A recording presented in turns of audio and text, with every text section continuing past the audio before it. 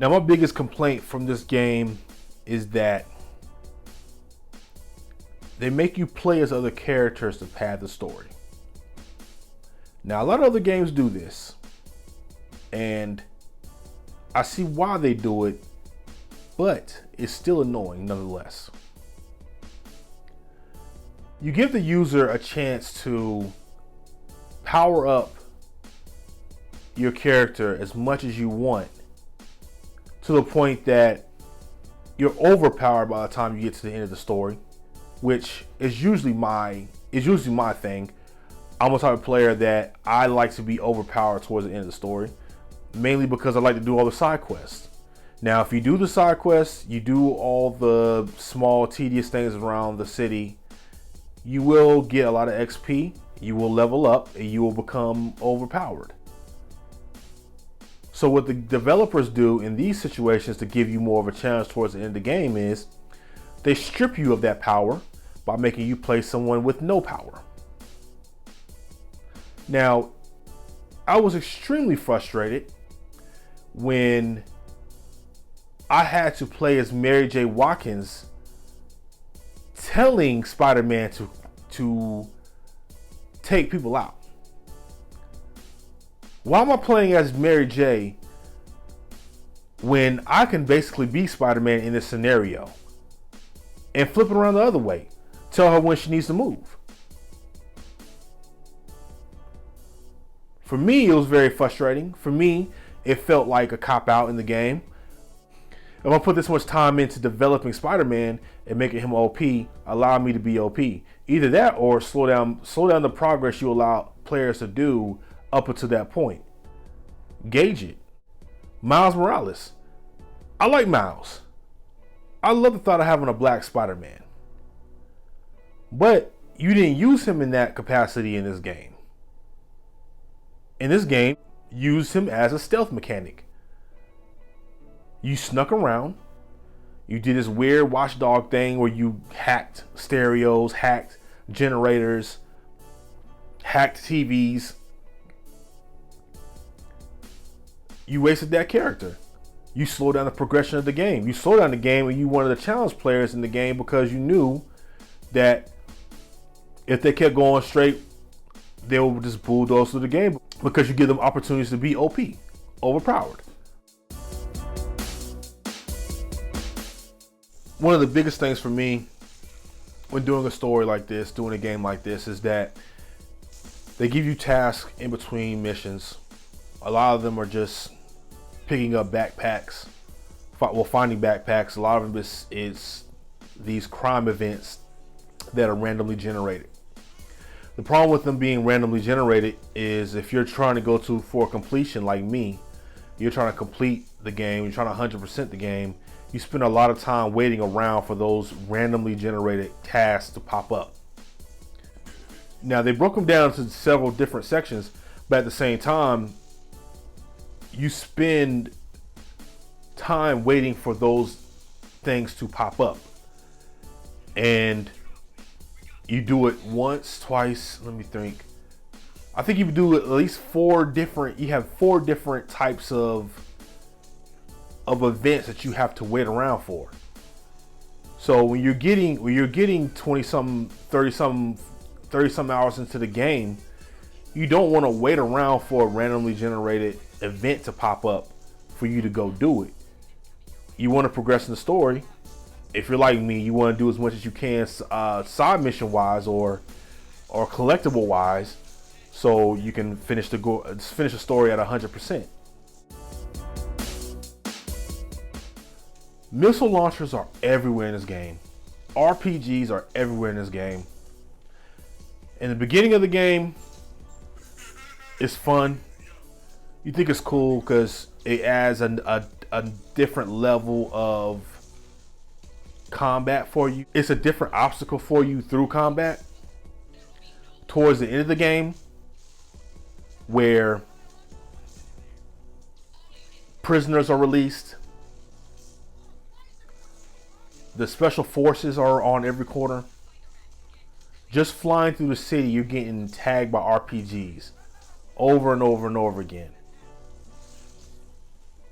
towards the end of the game, you would think that there are more RPGs in the game than there are pistols, which is a problem.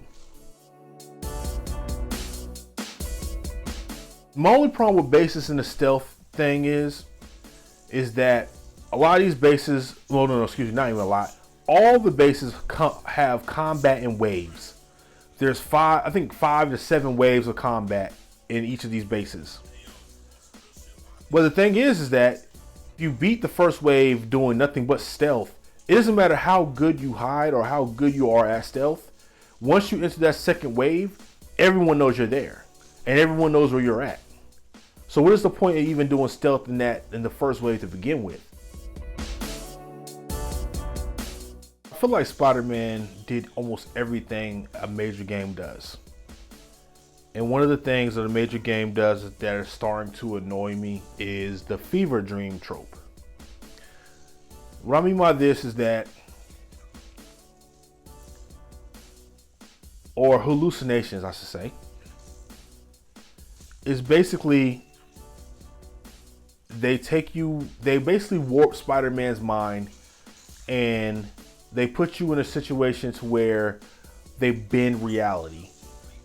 So that might mean walking on floating islands, or in one of the hallucinations, the city was filled with acid and there's acid all the way up to skyscrapers and stuff like that. I don't think that's necessary. And if it is necessary, it's definitely not necessary to do 3 times in a video game. They had it the first time with Doc Ock. Or was it Mr. Negative the first time? Anyway,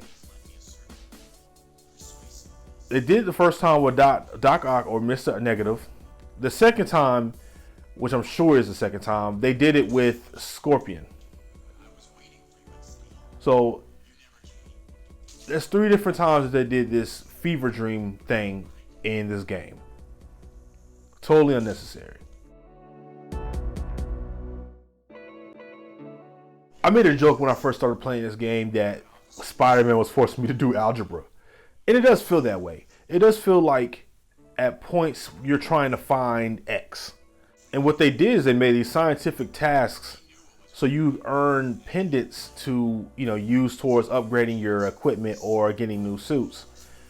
Now, what you have to do is allow current to flow from one end to another. And then with that progression, you had to solve for X. You had to balance out the numbers, basically. The other portion of that is you had to find a chemical. And when you try to find the chemical, what they did was have you line up lines in containers. That becomes something that's done over and over again. Not only are you doing it in the lab, they also have you do it on a number of the side missions, and you do it some in the main story. It's a little too much. Boss battles can come down to dodging and pressing L1, R1 to grab an item with your web and throwing it at the enemy. That's it. That's what this game is. How fun it is with the regular combat, with the side missions.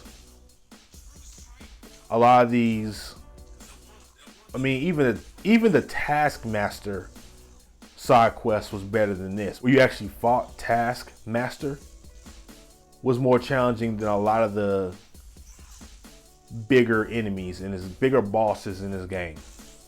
Dodge, L1 plus R1. That's what it is. Or if it's not that, is a series of quick time events. Now that's good for the theatrical of it, but at the same time, you can't develop a game that has such great combat and then have all the boss battles be one-dimensional. Even in the Arkham series, one of the best boss battles was the Mr. Freeze boss battle, because you couldn't do the same thing twice. You had to adapt and you had to think about how you was going to attack him. There's none of that here. dodge, L1 plus R1. I hope you enjoyed this review of the game. Overall, I do think the game is great. I do think you should play this game. I don't think I spoiled too much in this review. I do think even if you haven't played the game, I don't think what I've said or what I've shown will ruin anything for you in this game. Basically, go get this game, play this game. I think it was fun. Like I said, it took me about 30 hours to beat. It took me about a week, maybe a weekend, a couple of days to beat. Overall, I enjoyed my time with the game. Pick it up. Let me know in the comments what you guys think about this game. Let me know if you played it or you planning on playing it. Peace.